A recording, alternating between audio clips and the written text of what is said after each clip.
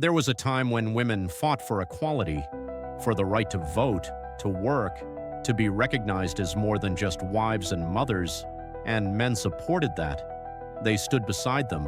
They marched too, because fairness made sense. But somewhere along the road, something changed. This wasn't about equality anymore. It became entitlement disguised as empowerment. The modern Western woman has been told she's a queen simply for existing. She's been raised on social media validation and TikTok therapy lingo. Every flaw is rebranded as self-love. Every mistake is your fault. If she ghosts you, it's her healing journey. If you lose interest, you're a misogynist. If she cheats, it's emotional neglect. But if you even look at another woman, you're trash. They want the attention of a supermodel, the respect of a monk, the power of a CEO, and the responsibility of a child. This is what entitlement breeds. Women who expect the world and give the bare minimum. The more you give, the less they respect you. The more you submit, the more they mock you. Modern dating is not a relationship. It's an audition for a role you didn't know you were trying out for. And the worst part is, the goalposts move every day. Be sensitive but not weak. Be dominant but not controlling. Make six figures but never mention it. Be confident but never arrogant. It's a psychological obstacle course with no finish line. They will demand a man who listens, then ignore you when you speak. They'll say they want honesty but punish you for telling the truth. They'll post half-naked thirst traps, then call you a creep for noticing. In this upside-down world, boundaries are control when men set them, but self-care when women do. Social media is their courtroom. You are guilty until proven innocent. And if she says you're toxic, the mob believes her. No evidence needed, no trial. Just your name dragged through digital mud while she harvests sympathy in the comments. We now have a generation of women who think being difficult is a flex, who think not replying is a power move, who treat affection like a weapon and ghosting like a skill, who mistake being entitled for having standards, but standards imply self-reflection. Entitlement just demands. The irony? The more rights and options they've been given, the more miserable they've become. Study after study shows female happiness has declined since the rise of third-wave feminism. They're more anxious, more lonely, more discontent. Yet somehow men still get blamed, because everything in modern culture tells them they are never the problem. If she's single, it's because men are intimidated. If she's unhappy, it's because men aren't doing enough. If she's broke, it's the gender pay gap. Never her choices, never her attitude, never her accountability.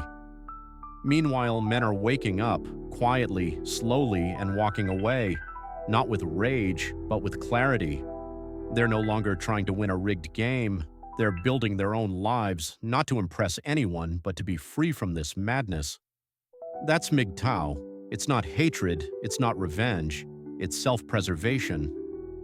Men have been told to do better for decades, and many have, but it's never enough, because the bar moves every year. The more you comply, the more they demand, and if you ever push back, you're labeled insecure, fragile, incapable of handling a strong woman. Let's talk about that phrase. Strong, independent woman.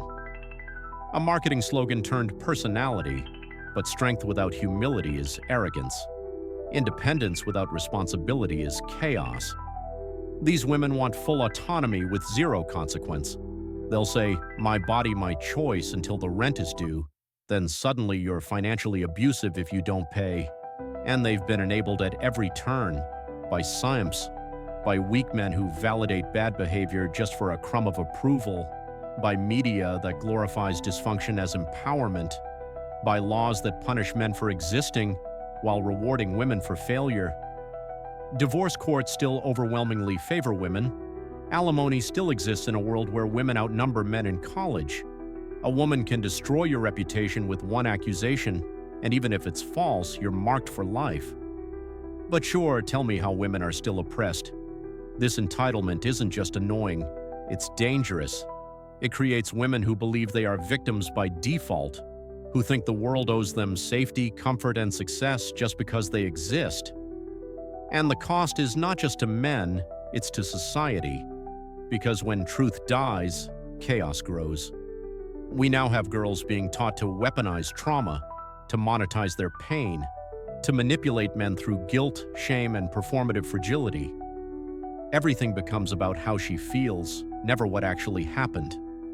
Feelings override facts, and men are left tiptoeing through emotional landmines. Even in friendships, men are expected to give more than they get, to be emotional support animals, unpaid therapists, financial backups. If you set a boundary, you're cold. If you walk away, you're heartless. But if she cuts you off for no reason, it's protecting her peace. The saddest part? Most of these women have no idea what love actually is. They confuse desire with loyalty, drama with passion, validation with affection. They want a man to fight for them but can't even offer basic respect in return, and the dating pool reflects that. Apps are flooded with profiles that read like ransom notes, 6-foot minimums, no broke boys, must love dogs, must plan dates, must read minds, swipe left if you're boring. But what do they offer? A gym selfie and a quote from Beyoncé. And the few good women who do exist? Buried under the noise, overshadowed by the loudest and most toxic voices pretending to speak for all women. But make no mistake, this culture is unsustainable. Because men are opting out, not with loud protests, but with silent exits. Marriage rates are down, birth rates are plummeting, testosterone levels are falling, and still the message is, men need to try harder, be more vulnerable, do more, give more. Even as women give less and demand more than ever. Here's the truth they won't admit. Modern women have become entitled not because men failed them, but because society coddled them. Every failure blamed on patriarchy, every insecurity dressed up as empowerment, every red flag repackaged as self-worth. And you're not allowed to say this out loud because truth is offensive now. But we'll say it anyway, because someone has to. This isn't about hate, it's about reality. And reality doesn't care about your feelings. It's not toxic to expect effort. It's not misogynistic to want reciprocity. It's not weak to walk away from disrespect. MGTOW is not the problem. It's the result of a culture that has forgotten how to value men unless they're suffering or sacrificing. It's not a movement of angry boys. It's a quiet revolution of men reclaiming their time, their peace, and their worth. So let them call you bitter. Let them say you're afraid of strong women. Let them write you off. Because the truth is, you're free. And no one who's truly free ever wants to go back to being owned. This is not about giving up on women. It's about giving up on begging for respect. It's about leaving the table when love becomes labor and presence is never enough. You don't have to prove your value to someone who sees you as disposable. You don't owe the world your suffering just to be seen as a man. And maybe, just maybe, when enough men stop playing the clown in someone else's circus, the world will finally listen.